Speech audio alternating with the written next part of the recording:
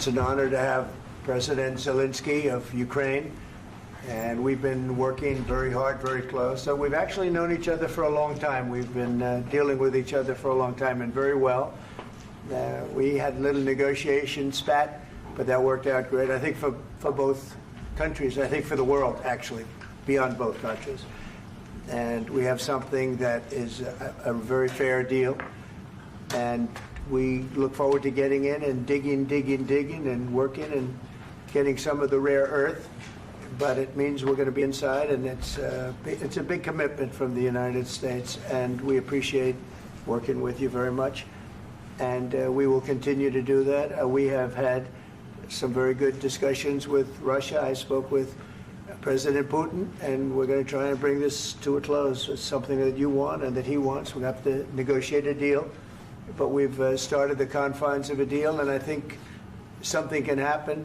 The big thing is the number of soldiers, mostly at this point, but soldiers being killed. You're losing thousands of soldiers. So on both sides, we're losing a lot of soldiers, and we want to see it stop, and we want to see the money get put to different kinds of use, like rebuilding, and we're going to be working very hard. But we've had a lot of very good conversations. I will say until we came along, the Biden administration didn't speak to Russia whatsoever. They didn't speak to anybody. They just allowed this to continue. And I will say that, I'll say in front of you, you've heard me say it 1,000 times, if I were president, this war would have never happened. We would have had a deal negotiated for you without having to go through what you've gone through. But your soldiers have been unbelievably brave. We've given them great equipment, but somebody has to use the equipment. They've been unbelievably brave, and we give them great credit. This was supposed to be over very quickly, and here we are 3 years later. So I give tremendous credit to your generals and your soldiers and yourself in the sense that it's been very hard fighting, very tough fighting. They're great fighters, and you have to be very proud of them from that standpoint. But now we want to get it over with. It's enough, right? We want to get it over with. So it's an honor to have you here. Thank you very much for coming. We're going to sign the agreement at the conference in the East Room in a little while, right after lunch. And we'll be having lunch together. We're also discussing some other things, and we appreciate everybody being here. It's somewhat of an exciting moment, but the really exciting moment is when they stop the shooting and we end up with a deal. And I think we're fairly close to getting that, and an honor to have you. And please, I'd like to say something. Yeah, thank you so much, Mr. President. Thank you for the invitation. And really, I hope that this first document will be a first step to real security guarantees for Ukraine, our people, our children. I really count on it. And of course, we count that America will not stop support. Really, for us, it's very important to support and to continue it. I want to discuss it with details further during our conversation, and of course, the infrastructure or security guarantees. Because for today, I understand what Europe is ready to do. And of course, I want to discuss with you what the United States will be ready to do. And I really count on your strong position to stop Putin. And you said that enough with the war. I think that is very important, Ben, to say these words to Putin at the very beginning of war, because he is a killer and terrorist. But I hope that together we can stop him. But for us, it's very important to, to save our country, our values, our freedom and democracy, and of course, no compromises with the killer about our territories. But it will be later. And of course, what I wanted, we spoke about it by phone with you about the drones production. We have very good drones production. I think the best one in the world for today because of the war.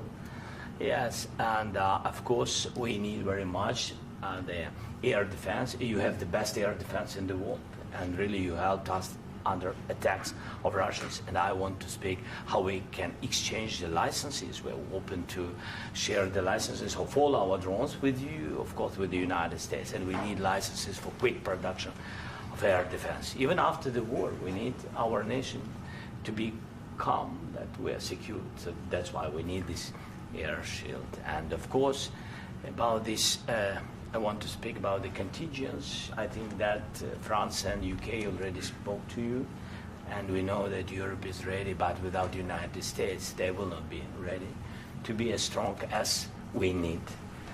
And the last point, last not least, about exchange, about our people and children.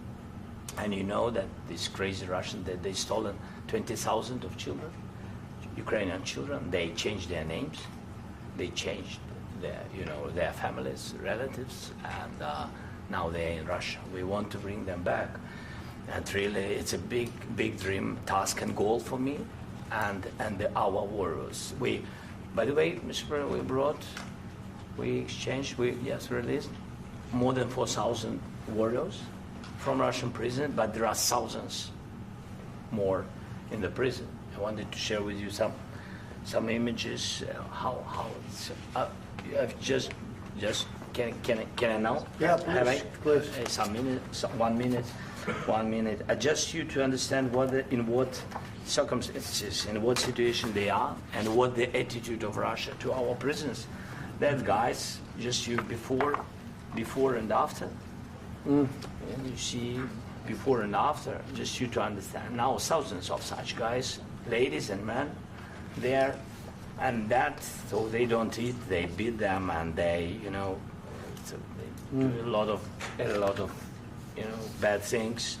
So out of, even during the war, there are rules. Everybody knows there are rules during the war. So these guys, they don't have any rules. You see that, 50, 60 kilograms left, and a lot of such things. And I didn't want to show you what the changes with images of children, because I will just share with you. And, I mean, it's looking tragic. Yep, that's tough stuff. I wanted very much to give you, and you see it. Yeah. This is pastor, by the way. They stolen pastors, because it's not Russian church. They stolen pastors and moved pastors to the prison. At the end of last year, we brought 3 pastors, and we could exchange them. And this is pastor, you see. Yeah, that's tough. Yeah. So I mean, this I wanted to show you, and this. So thank you very much. We want to get that ended, right? Yeah. Of course, we And want. I think we will. And We have to, of course. do you have any questions, please? Thank you, Mr. President. With how much money is the U.S. going to put into the fund that is being created today, and how does this provide long-term security for Ukraine? Well, we don't know exactly how much, because we're going to be putting some money in a fund that we're going to get from the raw earth that we're going to be taking and sharing in terms of revenue. So it's going to be a lot of money will be made from the sale and from the use of raw earth. And as you know, our country doesn't have much raw earth. We have a lot of oil and gas, but we don't have a lot of the raw earth. And what we do have is protected by the environmentalists, but that can be unprotected. But still, it's not very much.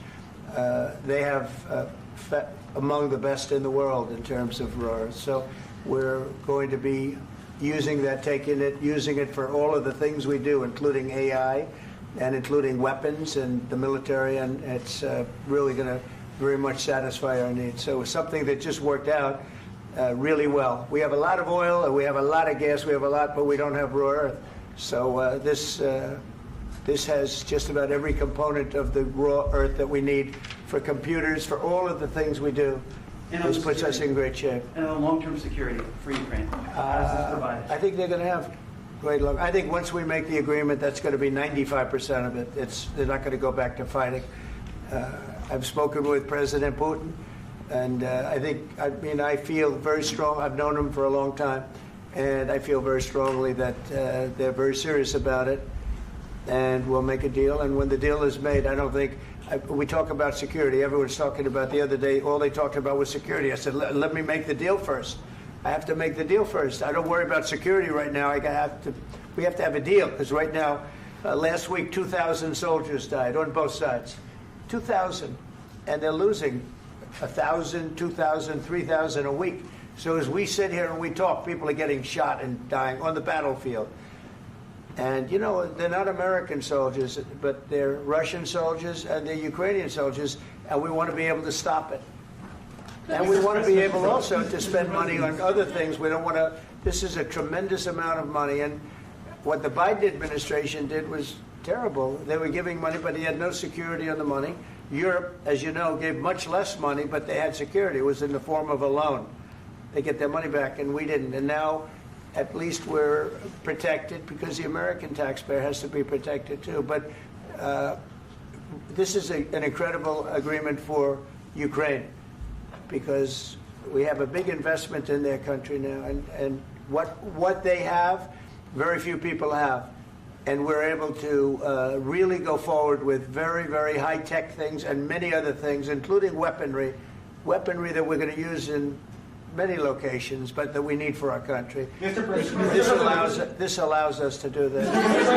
will you continue I'm sorry. sending military aid? Yes, go ahead, please. If I can just, yes. In the document, there is one of the very important points.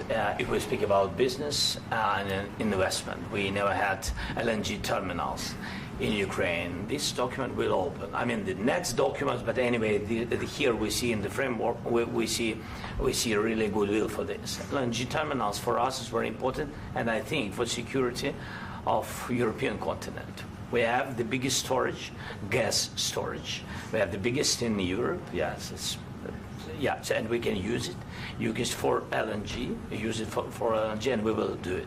And really, we can help Europe because Europe really helped. President Trump said that they made less support, but they are our friends and they are our very supportive partners. They really gave a lot, Mr. President. They did. They gave a lot, but they gave much less. No. Much less. No. No. No. Okay. Okay.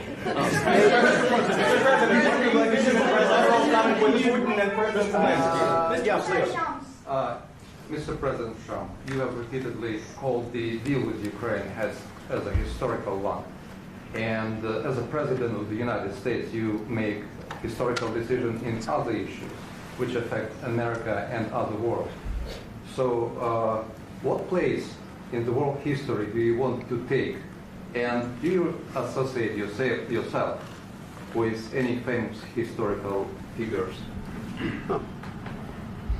Yeah, I'd say George Washington, Abraham Lincoln. I would say I'm far superior to George Washington and Abraham Lincoln.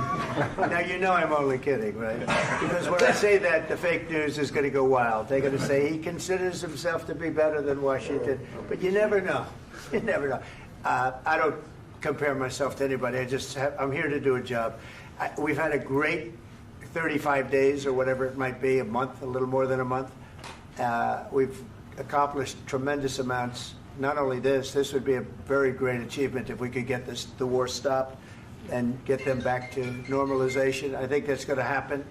We've had very good talks on both sides, as you know. But I think we've done a very good job, just generally. If you look at all of the things we've done in 30 days, they're saying there's never been a opening for a president. The first month, there's never been a first month like we've had. And this is one of the very important things. This, to me, is one of the most important things because we have tremendous death taking place as we speak, and I don't want to have that. You know, think of the parents, whether they're in Russia or Ukraine, think of the parents of all these people being killed needlessly. They came to our territory. Should have never started. This would have, if I were president, this would have never started. Mr. President, where and how do you envision, Mr. President, will you continue sending military aid to Ukraine after the U.S. signs this agreement with Ukraine? Yeah, we're going to be continuing. To President Zelensky, do you feel like the U.S. is on your side, that the President Trump is on your side at this moment? Right. What do you think? He wants to know, do you think that, sort of a stupid question. I guess we wouldn't be here if I wasn't. I think that the United States on our side from the very beginning of occupation, and I think that President Trump on our side, and of course, I'm sure that the United States President will not stop support. This is crucial for us. It's important for us. Yes. And Putin, the president speaks about the people and the soldiers which are dying, but they came to our territory, they came to our land. They began this war, and they have to stop. And I think this is the question, with really the most important question. Can President Trump, I hope yes, with some other allies, to stop Putin, withdraw these enemies, our enemy, withdraw these troops from our land? And I think that you asked about the history, I think that if President, or when, he will stop Putin, if President Trump will bring peace to our country, I think he will be on this wall, I think. We've had very, very good talks. What about military aid to Ukraine? President Zelensky just said that there will be no compromises with Vladimir Putin. I just wanted to ask both of you. Firstly, are there compromises that you think that President Zelensky is going to have to make? And President Zelensky, is there anything that you think you may be able to offer or bring to the table, for example, elections? Thank you. I think you're going to have to always make compromises. You can't do any deals without compromises. So certainly he's going to have to make some compromises, but hopefully they won't be as big as some people think you're going to have to make. That's all. That's all we can do. I'm here as an arbitrator, as a mediator to a certain extent between two parties that have been very hostile. To put it mildly, they've been very hostile. This has been a vicious war. This has been a vicious war. You know, it's a very level battlefield, and those bullets go out, and as I've said many times, we were talking about it with Pete, many times the only thing stopping those bullets is a human body. And in the case we're talking about, generally young human bodies are stopping a lot of bullets. It's dead level. That's why it's great farmland. It's great land. It's great farmland, but there's very little protection against the bullets that are being, and other things that are being shot. So all I can do is see if I can get everybody at the table and get an agreement. And I think we're going to end up with an agreement. Otherwise, I wouldn't probably be even here today. Mr. President, I've got two questions for you. You think ultimately your legacy will be the peacemaker and not the president that led this country into another war and ended foreign wars? And then I've got a question. I hope it will. I mean, I hope I'm going to be remembered as a peacemaker. This would be a great thing if we could do this. I'm doing this to save lives more than anything else.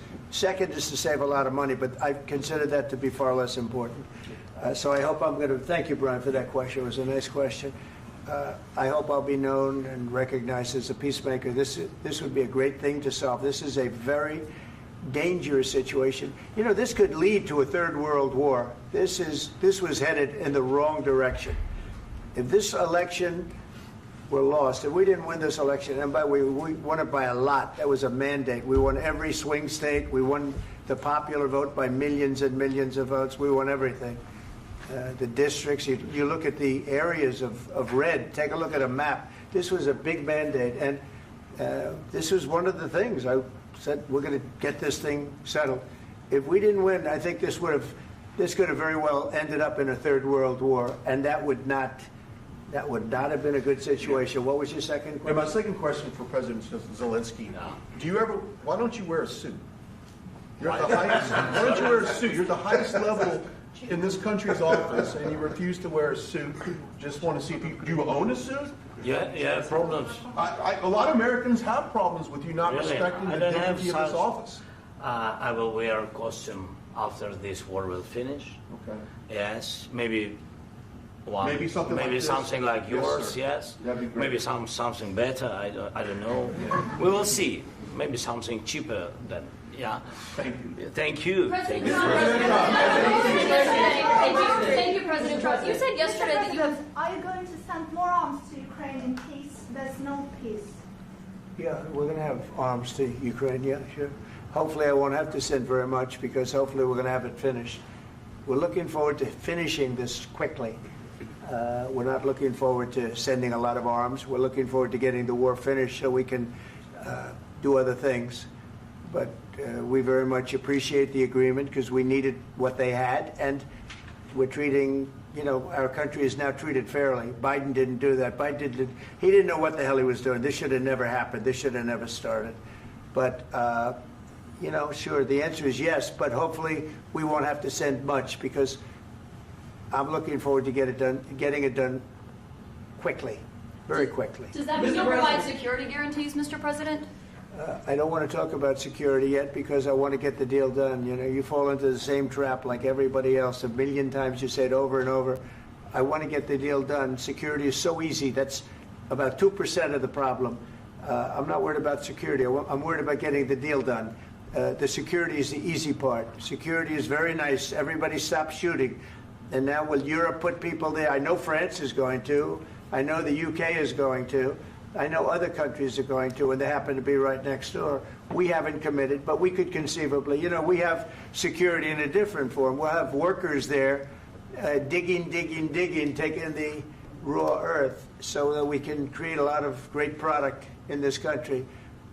So in that sense, you have something, but we haven't determined that yet. I will say, in speaking to France and in speaking to, and they were here, as you know, last week and just the other day, they have committed to a lot of security. I don't think you're going to need much security. I think once this deal gets done, it's over. Russia's not going to want to go back, and nobody's going to want to go back. When this deal ends, I really believe this deal is going to be over. Question? Yeah, please go ahead. Go ahead. Mr. President, thank you. You had Mr. Macron and Keir Starmer at the White House this past week, both of whom praised your courage and conviction to lead the pathway towards peace. Yes. Part of that involved, though, re-engaging Russia in diplomatic relations, something that previous leaders lacked the conviction to do so. What gave you the moral courage and conviction to step forward and lead that? Well, I love this guy. Who are you with? One American News, sir. Well, that's why I like him. One American News does a great job. I like the question. I think it's a very good question. It's a pathway to peace. It's a pathway to getting something solved.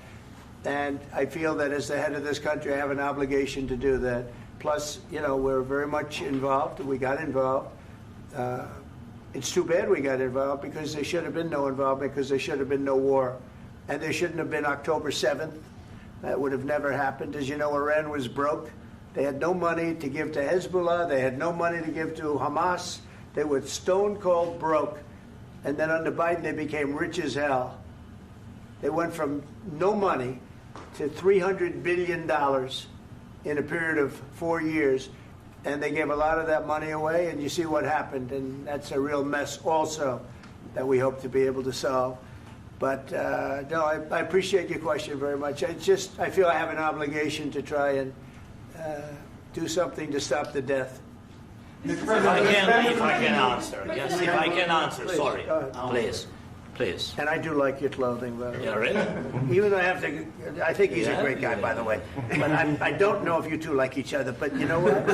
I think he's dressed. I like this guy. I think he's dressed beautiful. So I have more serious things than answer on such Yeah, questions. sure, I will answer on more serious good questions statement. if I can. That's Yeah. So please, about security guarantees and about just ceasefire. We can't just speak about ceasefire and speak. It will not work. Just ceasefire will never work because I'm like a president. I have this experience, and not only me. Ukraine before my presidency, from the 2014, Putin broken 25 times. 25 times he broken his own signature. 25 times he broken ceasefire. But he never broke to me. He never broke to me. No, you were the president. He You were the president during. He never broke to me. In 2016, you've been the president, Mr. President. You've been the president, but he had, of course, not with you, but he had during those periods. He had conversations with our side, and we had Normandy format. You know, the France, Germany, Ukraine, and Russia, and he broken 25 times. That's why we will never accept just ceasefire. It will not work without security guarantees. Security guarantees, maybe President is right about this document and other, but this document is not enough. Strong army is enough because his soldiers afraid, Putin's soldiers afraid of our soldiers when we're strong enough. If we are not strong enough, if we are empty, if our storage is empty, we can't defend our land. Today, you know, he knows that we have all the world knows that we have meeting. Yes, why he's using ballistic? Putin today using ballistic on our hospitals, schools, and etc. Ballistic. So he knows that we are here and that President Trump is really have goodwill to stop this war. And you hear now the president. So why he's using? So he doesn't want to stop. He doesn't want. But I hope that we will do it. Really, we'll do it. Security. When we speak about security guarantees, when the Europeans are ready for contingents, they need USA backstop. If there will not be United States, we will not never have any contingents, strong contingents from the Europeans, because they don't want to divide alliance, connection between the United States and the main and strongest ally and Europeans. And this is crucial, this is important. That's what we want to speak about very much. This is very important. And air defense. So air defense, really, we have big deficit with all these systems, and we need to provide this. We need it very much. Otherwise, Putin will never stop, and will go further and further. He doesn't want. He hates us, you know? It's not about me. He hates Ukrainians. He thinks that we are not a nation. He thinks, and he shared these thoughts, I think maybe with your team also, I don't know. But with all the Europeans, in media, officially and not, he always said that there is no such country, such nation, such language, and such life like Ukrainian. No, he really doesn't respect all the Ukrainians, and he wants to destroy us. And you are right, Mr. President, that's 2%. This document, maybe other documents, it's a very good start, very good, but it will not enough to stop this person. Should Russia pay to rebuild Ukraine? Mr. President, under these Should Russia pay to rebuild Ukraine? They have to pay. This question. This is the rule. This is the rule of the war. This is the rule of the war. During all the centuries, all the history, this is the rule of the war. Who began, those pay. Do you agree This with is the that? rule. Putin began this war. He has to pay all money for innovation. He has to pay. Of course, some Russian assets, what we have in Europe, about 300 billion, we can use them. We can use for innovation and buy military support from the United States also. We can do it, but it's not enough. It's not enough. President, under these circumstances, do you envision a trilateral summit with Putin and President Zelensky? Wait 1 second. I asked this question that you didn't like because I wanted to know if you want to position yourself in the middle between Russia and Yes. Ukraine or on the Ukraine side. No, I'm in the middle. I want to solve this thing. I'm for both. I want to get it solved. And it's wonderful to speak badly about somebody else, but I want to get it solved. If we can solve it, great. If we can't solve it, they're going to have to fight it out, and who knows what's going to happen. But I want to see it get solved. May I follow up? One more question about U.S. troops in Europe. After Russian invasion of Ukraine, your predecessor sent additional troops to Eastern Europe, including Poland, my country. Yeah. Are you committed to keeping these troops on the eastern flank of NATO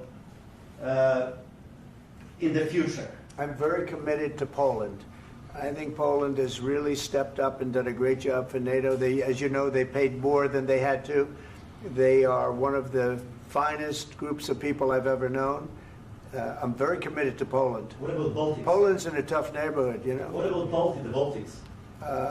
The Baltics, they got a lot of, it's a tough neighborhood too.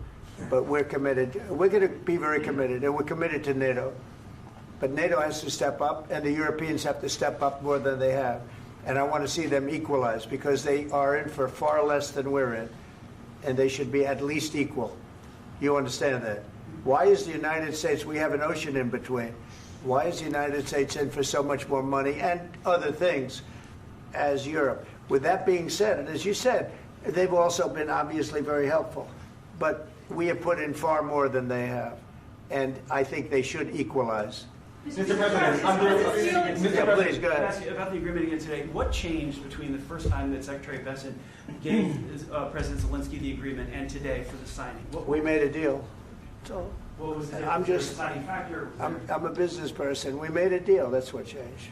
Mr. President, I didn't think we were going to make a deal, and we ended up making the deal, so that changed. Mr. President, what and how do you envision a trilateral summit with President Zelensky and Putin? I don't know, under but these well, they circumstances? don't like each other. I can tell you that. Okay? They do not like each other. This is not a love match, and it's unfortunate. That's why you're in this situation.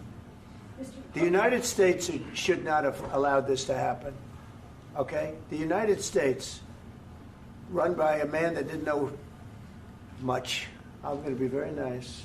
Run by an incompetent person, very incompetent person, should never have allowed this to happen. I've stopped wars. I've stopped many wars. My people will tell you, I stopped wars that nobody ever heard about. I stopped wars before they ever started. You can look at some of, I could give you a lot of nations that would tell you right now they were probably going to war. I could tell you right now there's a nation thinking about going to war on something that nobody in this room has ever even heard about. Two smaller nations, but big, still big. And I think I've stopped it. But this should have never happened. Mr. President, About sorry, just a second. About any negotiations. First of all, I want really to tell you, and I think that everybody understands that Ukraine, modern Ukrainians, nobody wants to stop this war.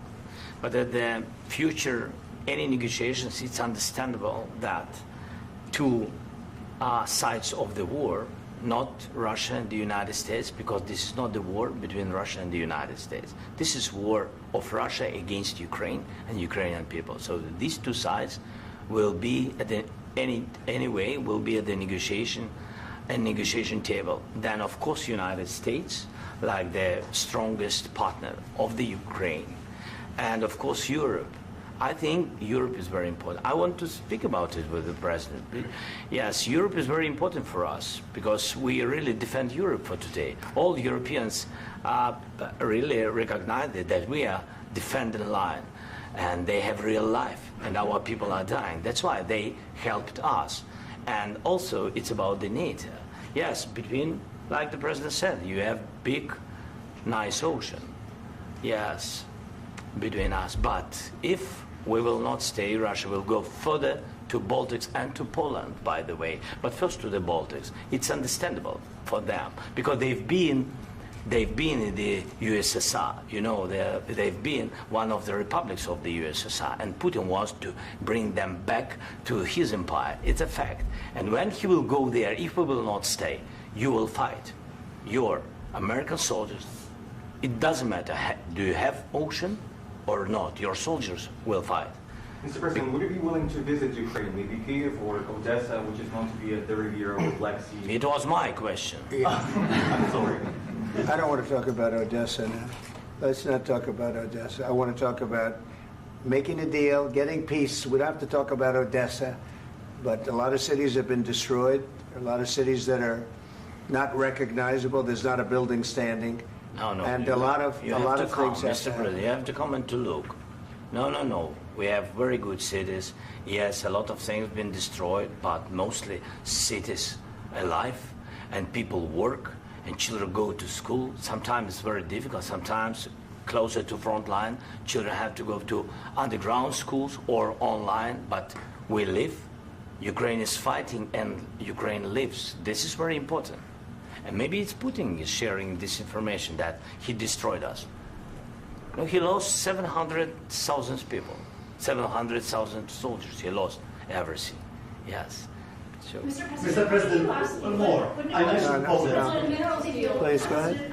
When did you last speak with President Putin, and what did he say that? A couple of days ago. And what did he tell you that gave you the assurance that he wanted peace? Well, that's what I do. My whole life is deals. I know pretty good. And I've known him for a long time. I've dealt with him for a long time. He had to suffer through the Russia hoax. You know, Russia was a hoax. It was all Biden. It was nothing to do with him.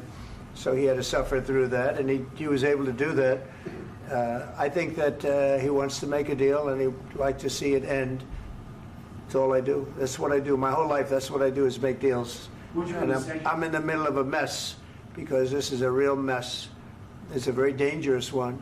If this doesn't get solved now, it's not going to get solved for a long time. So I hope we're going to get it solved. In the back, please. Thank you, Mr. President. Prime Minister Starmer claimed repeatedly that his government believes in free speech and was not engaged in censorship. But his country's government arrests people for memes and thought crimes, and even more worrisome is pressuring American companies to censor Americans on its behalf. How can he be a reliable, trustworthy partner when he says things that are demonstrably false on such an important topic? Well, we actually spoke to him about that yesterday, and we thought they took it very, very much too far. JD was very strong on it. So was I. So was Marco. And we've been speaking to him about it. Marco, would you like to say something about that? We have concerns, obviously, with the conduct of those, particularly as it impacts Americans. And there's real concern that American speech, which is online, could fall into the hands of British or any country's jurisdiction. And so this is a point the Vice President made at Munich, and I think it's a very compelling one, that what unites us with Europe, as much as anything else, is these shared values, and one of them being free speech. And so if Americans are threatened by it, we're going to need to take action in that regard. Mr. President. It's actually a very important question. We spoke about this in detail with the Prime Minister, the Foreign Secretary, and others at lunch yesterday. And I know that Secretary of Commerce Lutnick followed up in private meetings last night. This is really important. We believe Americans have the right to speak their mind, even if we in this room disagree with them. They have the right to speak their mind in the public square, which is often online these days. And we're going to defend that right as it pertains to American companies and American citizens vigorously if we have to. I do think that under the President's leadership, we're going to find common ground with our friends in the UK on this question, but it remains to be seen. The principle that will guide us is we believe in free speech in this country, and we'll fight for it for American citizens. Mr. President, on the deal, is there any other oil and gas component to the deal? Is it all critical? A little bit. We'll see. On LNG? But we're not really looking for that so much. We got a lot. We have more than anybody in the world, by far. So no, we're not talking about it too much, but a little bit. I think it affects also, but for the most part, no.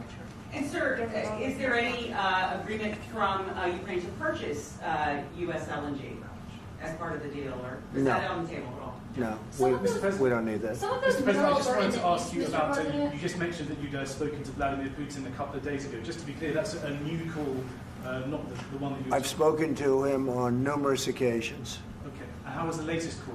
What did you discuss? How did it go? Are you serious with that question? I am. I'd love to know. It went well. I think we're going to have a deal.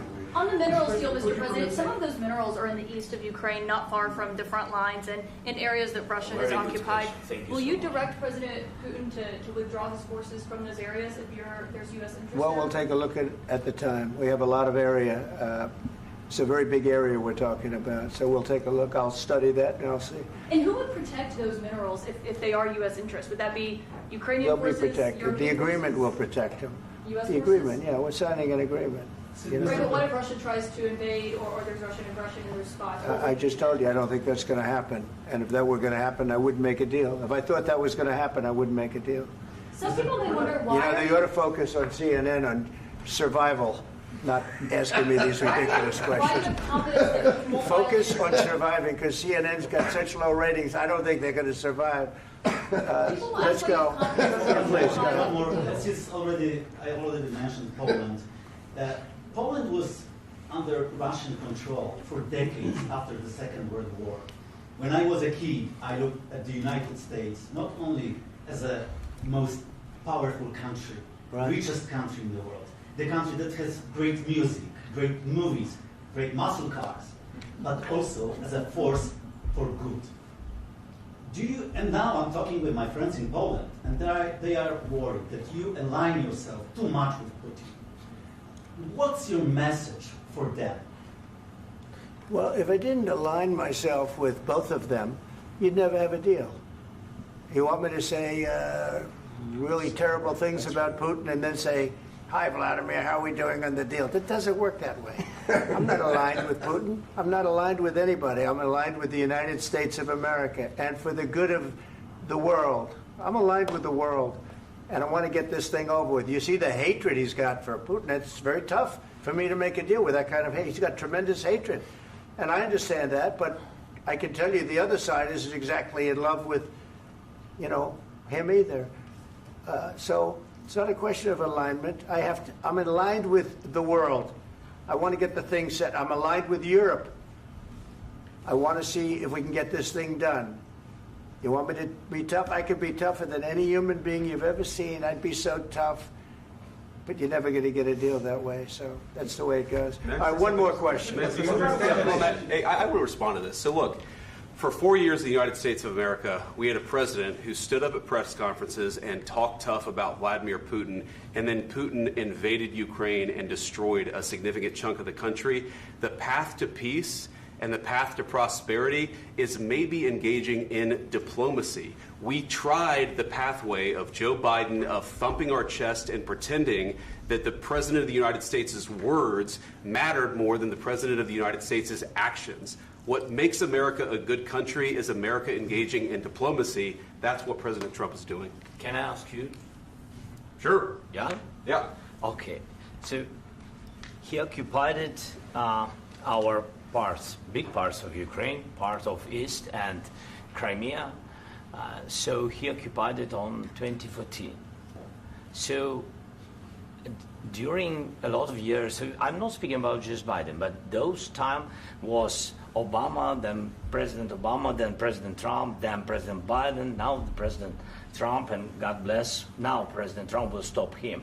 But during 2014, nobody stopped him. He just occupied and took. He killed people. You know what the contact line? 2015. 2014 2014. and 2014. 2014. Yeah. So I was not here. Yeah, but that's exactly right. Yes, but during 2014 till 2022, yeah, the situation the same. The people have been dying on the contact line. Nobody stopped him. You know that we had conversations with him, a lot of conversation, my bilateral conversation, and we signed with him. Me, like a new president. In 2019, I signed with him the deal. I signed with him, Macron and Merkel, we signed ceasefire. Ceasefire. All of them told me that he will never go. We signed with him with gas contract. Gas contract. Yes, but after that, he broken this ceasefire. He killed our people and he didn't exchange prisoners. We signed the exchange of prisoners, but he didn't do it. What kind of diplomacy, JD, you are speaking about? What do you mean? I'm talking about the kind of diplomacy that's going to end the destruction of your country. Yes, but if you Mr. President, with respect, I think it's disrespectful for you to come into the Oval Office and try to litigate this in front of the American media. Right now, you guys are going around and forcing conscripts to the front lines because you have manpower problems. You should be thanking the President for trying to bring an end to this conflict. Have you ever been to Ukraine that you say what problems we have? I have been to. Come once. I've actually watched and seen the stories, and I know what happens is you bring them on a propaganda tour, Mr. President. Do you disagree that you've had problems bringing people into your military? And do you think that it's respectful to come to the Oval Office of the United States of America and attack the administration that is trying to prevent the destruction of your country? A lot of questions. Let's start from the beginning. Sure. First of all, during the war, everybody has problems. Even you, but you have nice ocean and don't feel now, but you will feel it in the future. God bless. You don't know that. God bless. You don't God know bless. that. You will not have war. Don't tell us what we're going to feel. We're trying to solve a problem. Don't tell us what we're going to feel. I'm not telling you. Because I'm you're in no answering on position this to question. dictate that. That's exactly Remember what this. you're doing. You're in no position to dictate what we're going to feel. We're going to feel very good. You will feel influence. We're going to feel very good and very strong. You will feel influence. You're right now not in a very good position. You've allowed yourself to be in a very bad position, and he happens to be right about it. From the very beginning of the war. You're not in a good position. You don't have the the cards right now. With us, you start having not playing cards. cards. Right now, you don't. I'm very You're playing serious, cards. Mr. President. You're I'm playing very cards. serious. You're I'm gambling the with the president lives in of war. millions of people. You think You're you- gambling with World War III. what you're You're thinking gambling about? with What you're World thinking War about? III. And what you're doing is very disrespectful to the country, this country. That's with back all to you. respect to your Far country. more than a lot of people said very they respect. should have. Have you said thank you once? This A lot entire of meeting? times. No, in this Even entire meeting, today. have you said thank Even you? today. You went to Pennsylvania and campaigned for the opposition in October. Offer some words of appreciation for the United States what of you're speaking America about. and the president who's trying to save your country. Please, you think that if you will speak very loudly about the war, you He's can... not speaking loudly. He's not Yeah. speaking loudly. Your country's Can I- in big can I- trouble. can I Wait a answer? minute. No. Can You've I done a lot answer? of talking. Your country is in big trouble. I know. You're not winning. I know. You're not winning this. You have a damn good chance of coming out okay because of us. Mr. President, we are staying in our country, staying strong from the very beginning of the war. We've been alone, and we are thankful. I said thanks you haven't in been this alone. cabinet, You and haven't not been only alone. in this cabinet. We gave you, through I this said stupid president, $350 billion. You voted we gave for you your military equipment, and you voted men for are your brave, president. but they had to use our military. What about if you didn't have our military equipment, if you didn't have our military equipment, this war would have been over in 2 weeks. In 3 days, I heard it from Putin. In 3 days, this is something Maybe new. less. In 2 weeks, of course, yes. It's going to be a very hard thing to do business like this. Again, I tell you. just say thank you. I said a lot of times that there, to American people. Accept that there are disagreements, and let's go litigate those disagreements rather than trying to fight it out in the American media when you're wrong. We know that you're wrong. But you see, I think it's good for the American people to see what's going on. I understand, sir. I think it's I very understand. important. That's why I kept this going so long. You have to be thankful. You don't have the I'm cards. thankful. You're buried there. Your people are dying. tell you You're again, running I low know. on soldiers. Don't- Listen, don't please, you're running Mr. low on President. soldiers. It would be a damn good thing. Mr. And then President. then you tell us, I don't want a ceasefire. I don't want a ceasefire. I want to go and I want this. Look, if you could get a ceasefire right now, I tell you, you take it so the bullets stop flying and your men stop getting killed. Of course, we want to stop the war. But you're I saying said- you don't want a ceasefire. But I said to you, I want a ceasefire. with guarantees. Because you'll get a ceasefire faster than an agreement. Ask our people about ceasefire, what they think. That wasn't it doesn't with matter me. for you what that what wasn't this with me. means. It That was wasn't with you. a guy named Biden, who was not a smart person. This That is was your- with, this that was is with your Obama. president. It was your president. Excuse me. That was with Obama, who gave you sheets, and I gave you javelins. Yes. I gave you the javelins to take out all those tanks. Obama gave you sheets.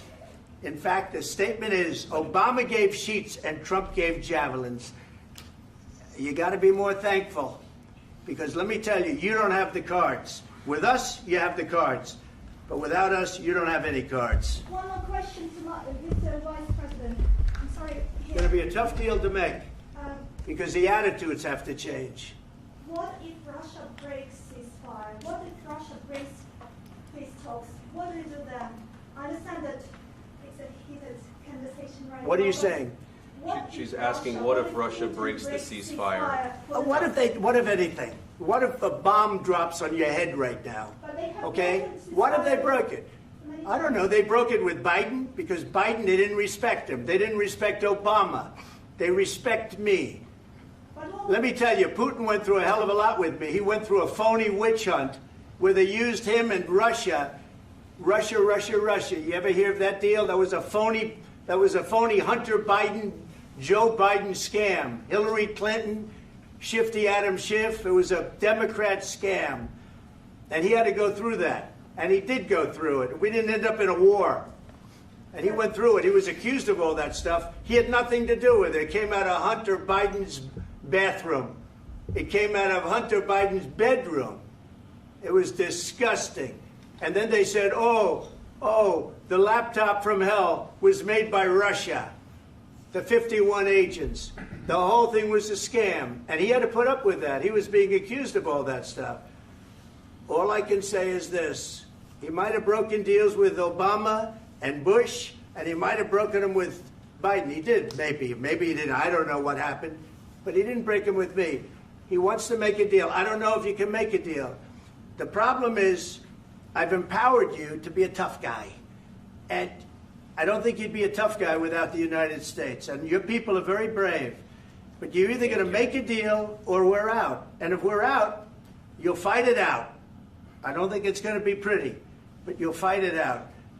But you don't have the cards. But once we sign that deal, you're in a much better position. But you're not acting at all thankful. And that's not a nice thing. I'll be honest, that's not a nice thing. All right, I think we've seen enough. What do you think? Huh? This is going to be great television, I will say that. All right. We'll see what we can do about putting it together. Thank you, sir. I need the back of this. We'll see. I don't know. All right, guys, come on. Wait. Hey,